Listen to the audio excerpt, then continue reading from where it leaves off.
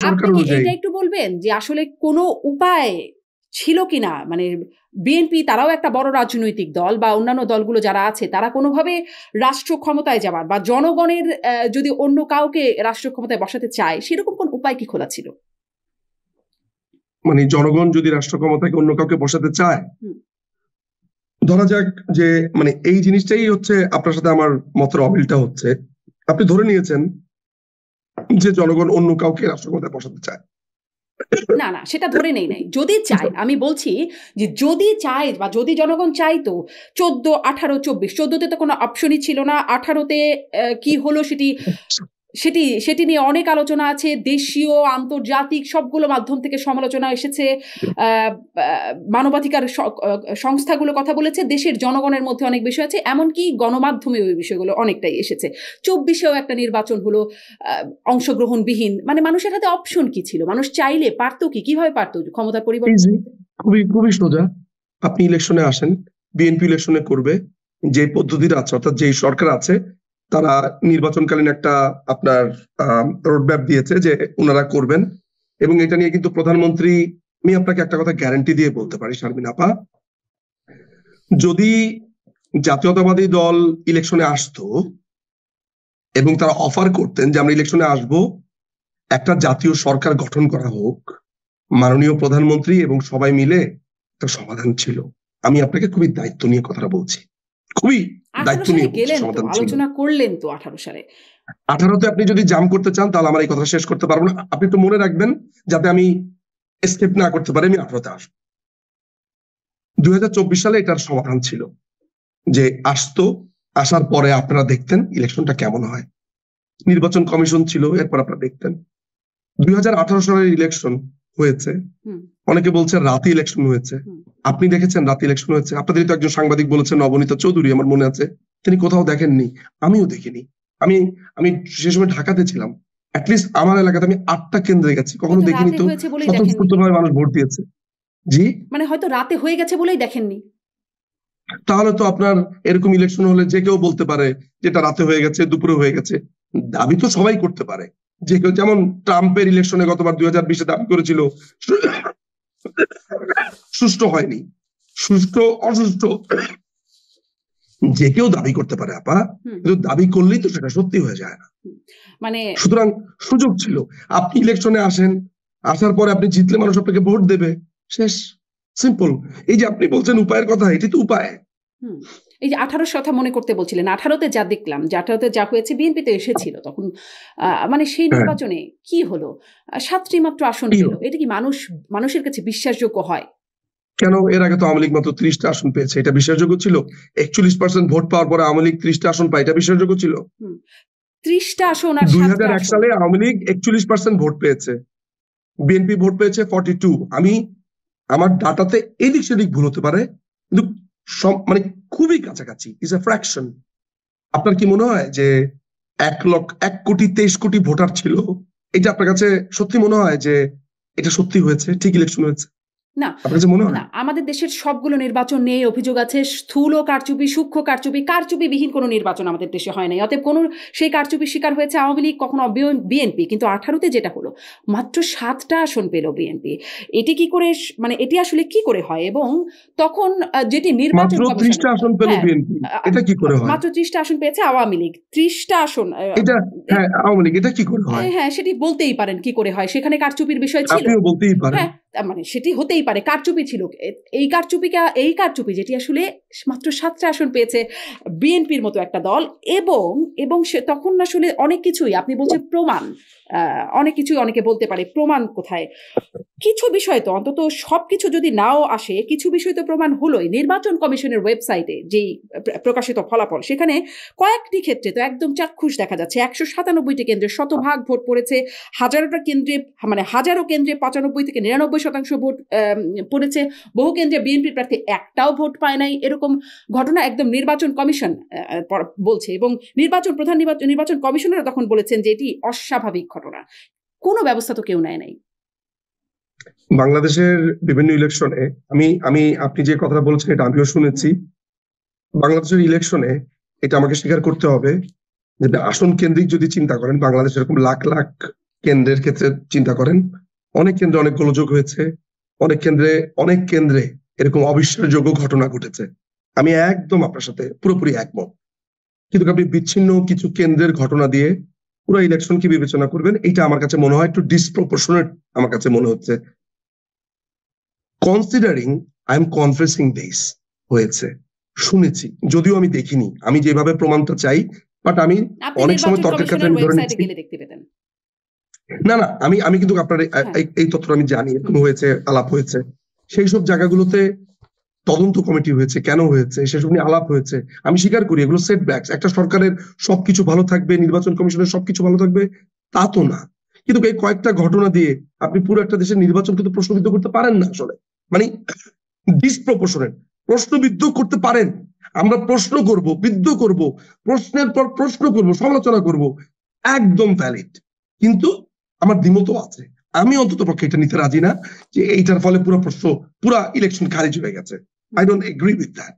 তো তাহলে মানে কেন আপনারা আসলে কি মনে করেন কেন বিএনপি নির্বাচনে যেত না, মানে যাচ্ছিল না? বিএনপির যদি স্বাভাবিকভাবে একটা স্বাভাবিক প্রক্রিয়ায় মনে করতে পারে বা আস্থা রাখার মতো অবস্থা থাকে, তাহলে বিএনপি বা অন্যান্য এতগুলো রাজনৈতিক দল কেন গেল না নির্বাচন? বিএনপি কেন গেল না, এইটা আসলে একদম অ্যাকুরেট অ্যান্সার করতে পারবে বিএনপি। সত্যি কথা, আমি যা বলতে পারবো সেটা হচ্ছে আমার অনুমান। নির্বাচনকে তারা মানে না, যেভাবে কারচুপি হয়েছে তাদের অভিজ্ঞতাগুলো তারা বলতে থাকে। হ্যাঁ, মানে ওনারা তো এটা মনে করবেন, ওনারা মনে করেন যে যেহেতু দলীয় সরকারের অধীন ইলেকশন হয়েছে, এখানে এক ধরনের কনফ্লিক্ট অফ ইন্টারেস্ট থাকবে, এখানে সরকার তার পক্ষেই ফলাফল আনার চেষ্টা করবে, এই ধরনের একটা ভাবনা তো থাকবেই। কিন্তু দেখেন আপা, ব্রিটেনে, মানে আমি মূলত যেই দেশে থাকি, ইংল্যান্ডে বা আমেরিকাতে, আমি জানি না আপনি কোথায় আছেন, কানাডা বা আমেরিকাতে, তো এইসব জায়গাগুলোতে কিন্তু ওই দলীয় সরকার থাকা অবস্থাতে ইলেকশন হয়। কোথাও না কোথাও একটা ন্যাশনাল কনসেনসাস আসতে হবে। আমরা আজীবন, আপনি খেয়াল করে দেখেন, একটা অনির্বাচিত সরকার থাকলে কি হয় আমরা কিন্তু এর আগেও দেখেছি। সবচেয়ে বড় ব্যাপার হচ্ছে যে তত্ত্বাবধায়ক সরকার যে বাতিল হয়েছে, তার সবচেয়ে বড় আর্গুমেন্ট কি ছিল কোর্টে আপনি জানেন?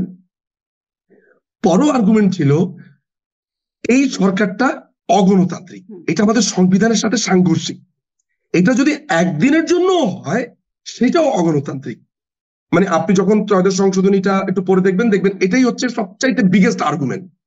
ফলে আমাদের একটা ন্যাশনাল ঐক্যমত্য বা ইংরেজিতে যেটাকে আমরা বলি কনসেনসাস, একসাথে আসতে হবে, বিশ্বাস এবং আস্থার জায়গায় আসতে হবে যে আমরা নির্বাচনকে একটা আলাদা প্রতিষ্ঠানে পরিণত করব, পৃথিবী উল্টে যাক, ওইটা আলাদাভাবে অপারেট করবে। একদম, সেটি হলো আমাদেরকে, সেটি যদি সম্ভব হতো তাহলে তো দারুণ হতো, কিন্তু সেই ঐক্যমত তো হয়নি আমাদের।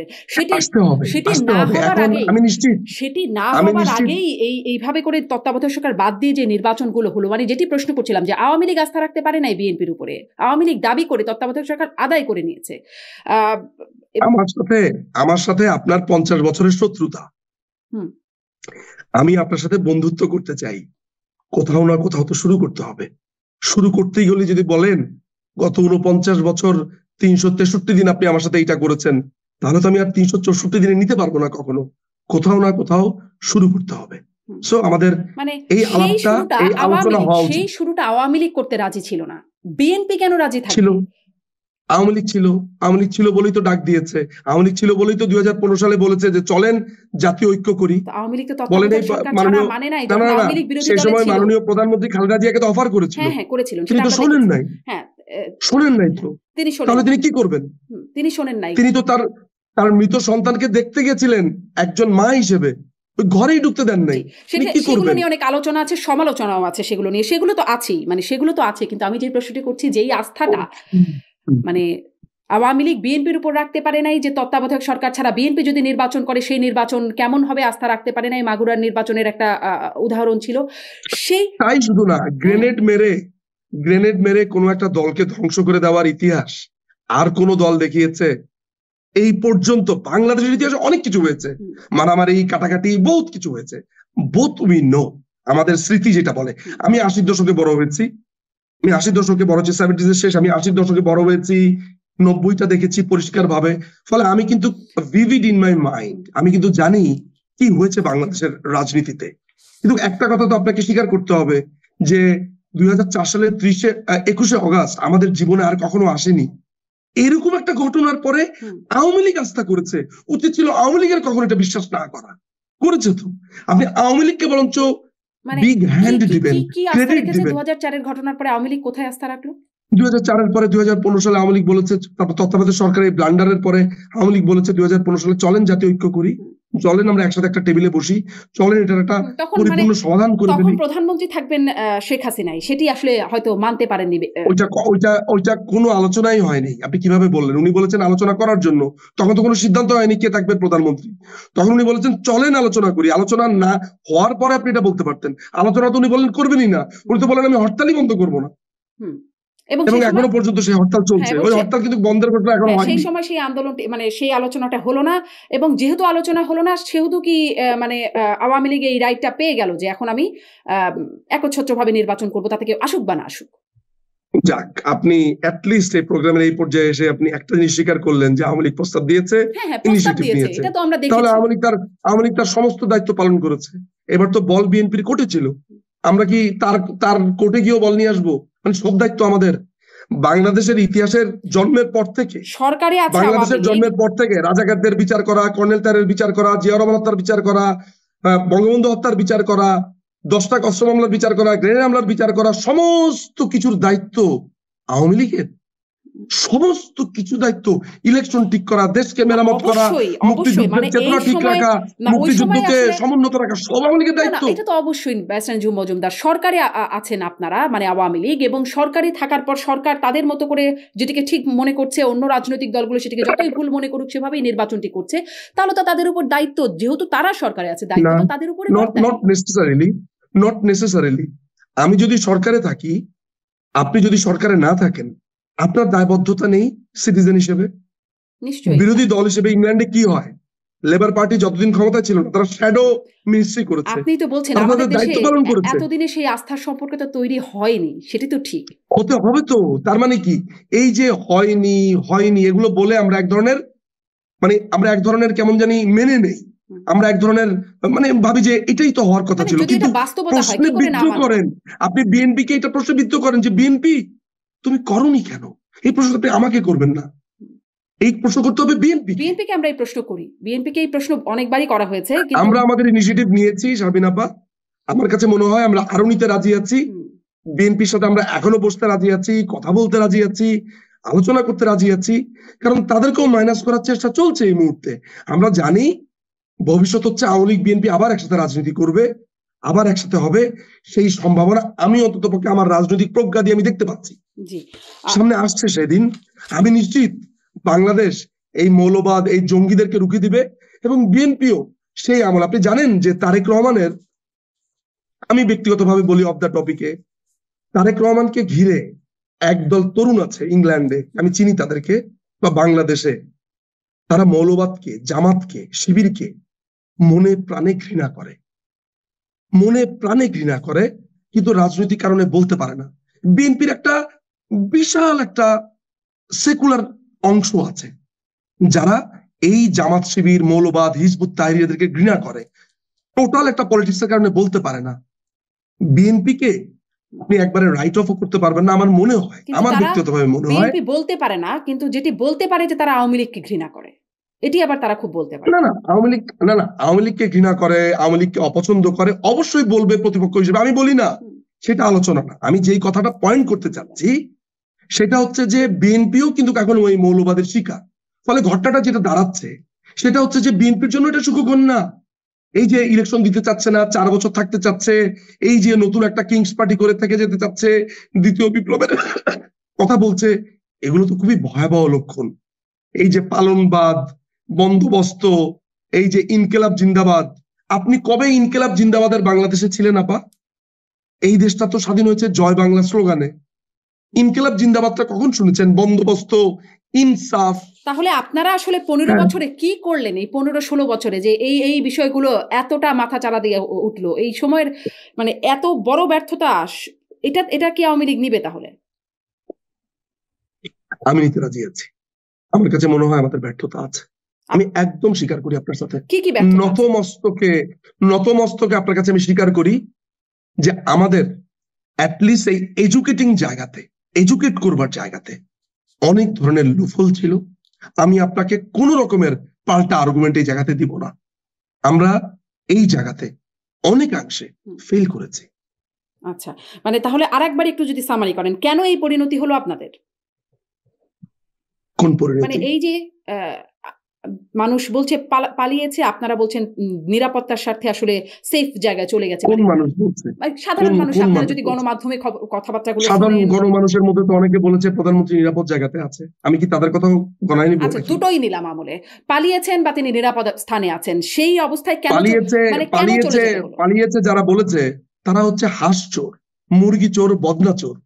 আপনি যদি বলেন যে আপনি প্রশ্ন আমাকে এইভাবে করেন, বদনা চোররা বলেছে পালিয়ে গেছে, আবার অনেকে বলছে সাধারণ মানুষের মধ্যে পালায়নি, এখন আপনি কি বলবেন? এই প্রশ্ন করেন, আমি আপনাকে উত্তর আমি দিচ্ছি। দুটোকেই নিলাম, যে পালিয়েছেন, নিরাপদ স্থানে চলে গেছেন, দুরকম মন্তব্য যেহেতু আছে, কিন্তু তিনি চলে গেছেন, এটি হচ্ছে কথা। দেশ ছেড়ে তিনি চলে গেছেন, মানে এইরকম তিনি না, শুধু আওয়ামী লীগের যারাই পেরেছেন তারাই চলে গেছেন দেশ ছেড়ে।